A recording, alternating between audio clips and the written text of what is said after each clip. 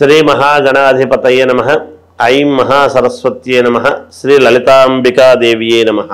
రాశి ఫలాల కార్యక్రమములో భాగంగా ఈ అక్టోబరు మాసం అంతా కూడా 12 రాసుల వాళ్లకు ఎలా ఉంటుంది, ఏమిటి, వాళ్ళ యొక్క యోగాలు ఏమిటి, చిన్న చిన్న ఇబ్బందులుంటే మనం ఇంకా మెరుగైనటువంటివి ఏమి చేసుకోవాలి అనేటువంటివి ఉంటాయి. ఏదైనా చెబుతున్నప్పుడు దానికి ప్రామాణికం అనేటువంటిది ఉండాలి అని ఎక్కువ తాపత్రయంతో మీకు ఖచ్చితముగా మేలు జరిగే విధముగా చెప్పాల్సినటువంటి బాధ్యత శ్రీ పంచముఖ ఆంజనేయ స్వామి ఉపాసకుడిగా నేను, మీరందరూ కూడా ప్రేక్షక మహాశయులు అందరూ కూడా 12 రాసుల వాళ్ళు అందరూ బాగుండాలి. చిన్న చిన్న పరిహారాలు ఎందుకు చెప్తున్నాను అంటే, ఇప్పుడు మన ఉన్న వాళ్లకు ఒక మంత్రము, లేని వాళ్లకు ఒక మంత్రము ఉండదు ఎప్పుడూ కూడా.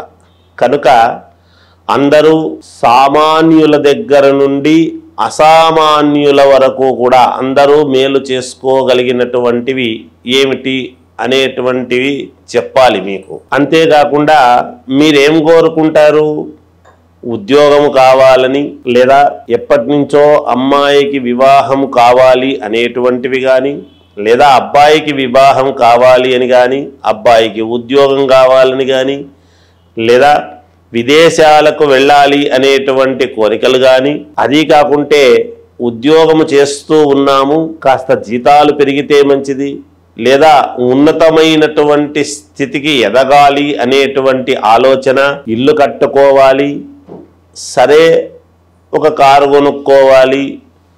ఇవాల్టి రోజున మధ్యతరగతి కుటుంబీకులు అందరూ కూడా ఆలోచన చేస్తూ ఉన్నటువంటిది ఏమిటి అంటే, ఖచ్చితముగా మేలు జరిగే విధముగా మేము ఏమి చేసుకుంటే మేలు, మాకు అప్పులు ఎలా తీరుతాయి, లోన్లు ఎలా మాకు పుడతాయి, ఏం వ్యాపారం చేసుకుంటే బాగుపడతాము, లేదా ఉద్యోగంలో ఉన్నతమైనటువంటి స్థితికి ఎలా వెళ్ళాలి, అన్నిటికీ సమూలముగా కొన్ని పనులు మనము సహజముగా చేసుకోవలసినటువంటివి కొన్ని ఉంటాయి, చిన్న చిన్నవే. పైగా మనకు అక్టోబర్లో దసరా పండుగ అనేటువంటిది వస్తున్నది.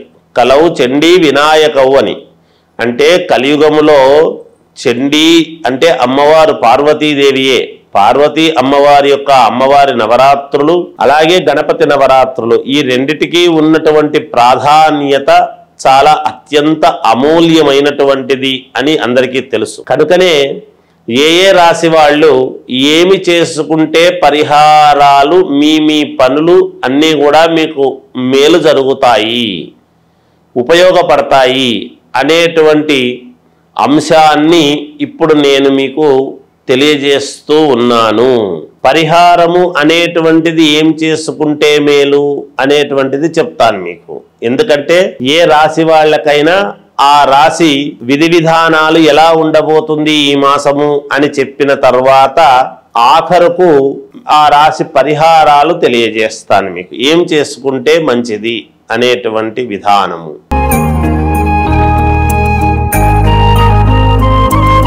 వృషభ రాశి వారికి ఈ అక్టోబరు మాసము ఎలా ఉంది అంటే మహాద్భుతముగా ఉంది అని తెలియజేస్తూ ఉన్నాను. మీ యొక్క మాటకు విలువ పెరుగుతుంది. వ్యాపారము చేసుకునేటువంటి వాళ్లకు స్థిరత్వము అనేటువంటిది ఏర్పడుతుంది గాక. ఇంతవరకు మనకు ఇది స్థిరం అవుతుందో లేదో అనేటువంటి ఆందోళన ఉండేటువంటి వాళ్లకు స్థిరత్వం ఏర్పడుతుంది. ధన లాభము, ఏదో ఒక రకముగా ధనము లాభము అనేటువంటిది మీకు ఉంటుంది, వస్తుంది కూడా. విద్య ఉద్యోగాల యందు కూడా మంచి అనుకూలతలు ఏర్పడబోతున్నాయి మీకు ఈ మాసములో. వ్యాపారము అభివృద్ధి చెందేటువంటి విధముగా ఇంకా కొన్ని చేస్తూ ఉండేటువంటి దానికి ఇంకా మెరుగైనటువంటివి ఏమి చేస్తే మేము బాగుపడతాము, మేలు అనేటువంటిది మీకు తప్పకుండా జరుగుతుంది గాక.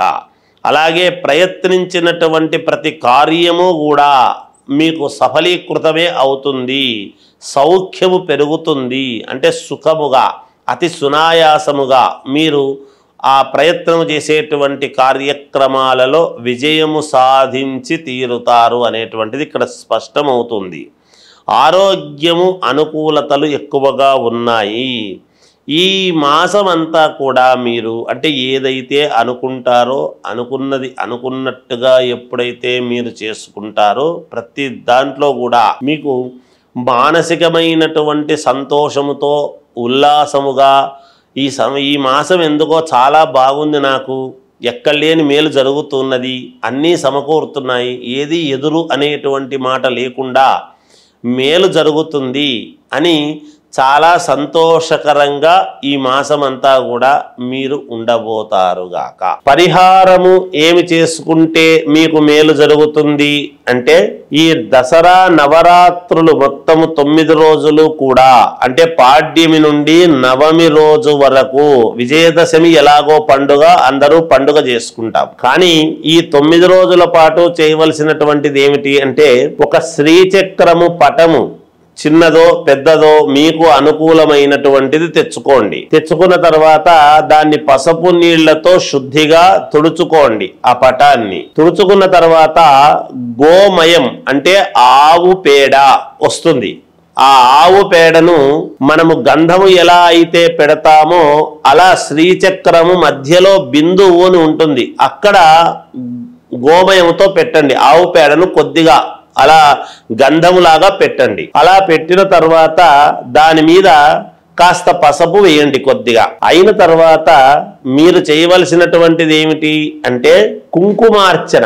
మామూలుగా లక్ష్మీదేవి యొక్క కుంకుమార్చన మామూలుగా అష్టోత్తరము ఉంటుంది. ఆ అష్టోత్తరముతో కుంకుమార్చన చేసుకోండి. అంటే ఓం ప్రకృతై నమః, ఓం వికృతై నమః అనేటువంటివి ఉంటాయి అష్టోత్తర శతనామాలు. ఆ కుంకుమ ఆ పటము మీద వేయండి రోజు కూడా.